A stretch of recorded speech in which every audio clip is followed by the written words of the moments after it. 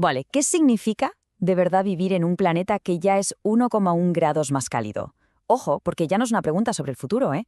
Es nuestra realidad. Y hoy vamos a analizar qué implica esto exactamente. Para empezar, vamos con esta frase de Salim Hook, que es uno de los mayores expertos en clima de Bangladesh. Dice algo que te deja pensando.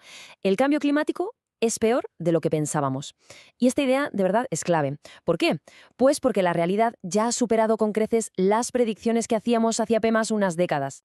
Y para que quede claro de dónde sale todo esto, las ideas que vamos a desgranar hoy vienen de su capítulo en El libro del clima. Es sin duda una fuente imprescindible para entender en qué punto estamos ahora mismo. Vamos con la primera idea fundamental, que es esta. El cambio climático ya está aquí. Ya ha llegado. Se acabaron las predicciones, ahora es nuestro presente.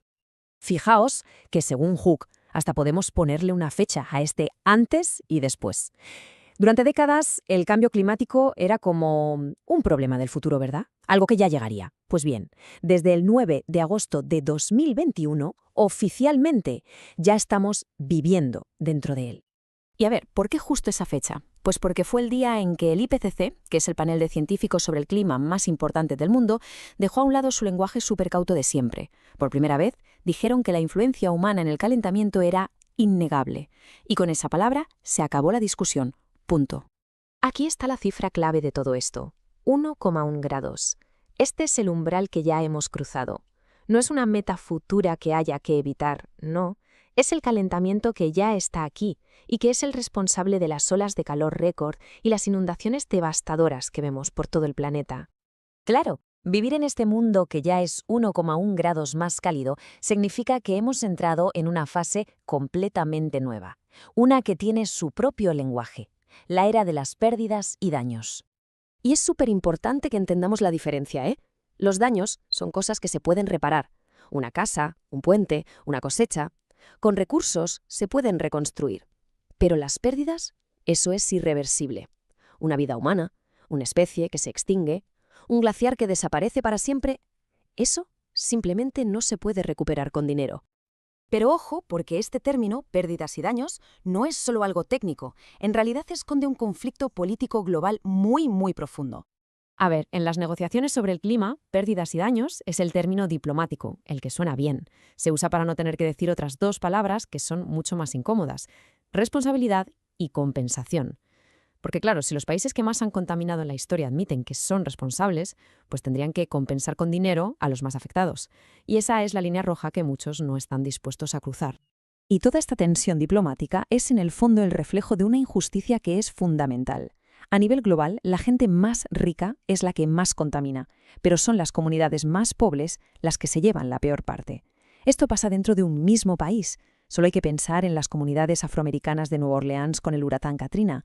Y también pasa entre naciones, con países enteros como Bangladesh amenazados por la subida del nivel del mar. Y es precisamente en uno de esos países, en plena primera línea de batalla, donde encontramos lecciones que son, la verdad, sorprendentes sobre cómo podemos afrontar esta crisis. WAC insiste muchísimo en que hay que cambiar la narrativa. Bangladesh no es un lugar de víctimas pasivas, para nada. Es una fuente de aprendizaje y de heroísmo, porque lo que ellos están afrontando hoy, el resto del mundo lo va a afrontar mañana. Y la primera gran lección que nos llega desde allí es esta. El dinero y la tecnología por sí solos no bastan. De poco sirven los mejores sistemas de alerta del mundo si la gente no está organizada para ayudarse. La resiliencia de verdad, la que funciona, está en la comunidad. En Bangladesh, esto de la resiliencia es algo súper práctico. En las escuelas, los niños no solo hacen simulacros de evacuación, sino que aprenden a quién tienen que ayudar. Saben perfectamente qué vecino tiene que ir a buscar a la viuda anciana que vive sola cuando se acerca un ciclón. Es organización social en estado puro. Y junto a esa organización de la comunidad, la segunda lección clave es el poder de la gente joven. Los jóvenes no solo es que entiendan la urgencia de la crisis, es que son una fuerza activa. En Bangladesh, por ejemplo, no se limitan a protestar, sino que dedican su tiempo a preparar y a fortalecer a sus comunidades. Todo esto al final nos lleva a un modelo de acción que es diferente, que va mucho más allá del individuo y de sus pequeños gestos personales. El camino que propone Hook es como una escalera. Empieza, claro que sí, con la responsabilidad de cada uno, con reducir nuestra propia huella. Pero eso es solo el primer escalón. El siguiente es unirse a otra gente, ya sea en el trabajo, en el barrio, en la escuela.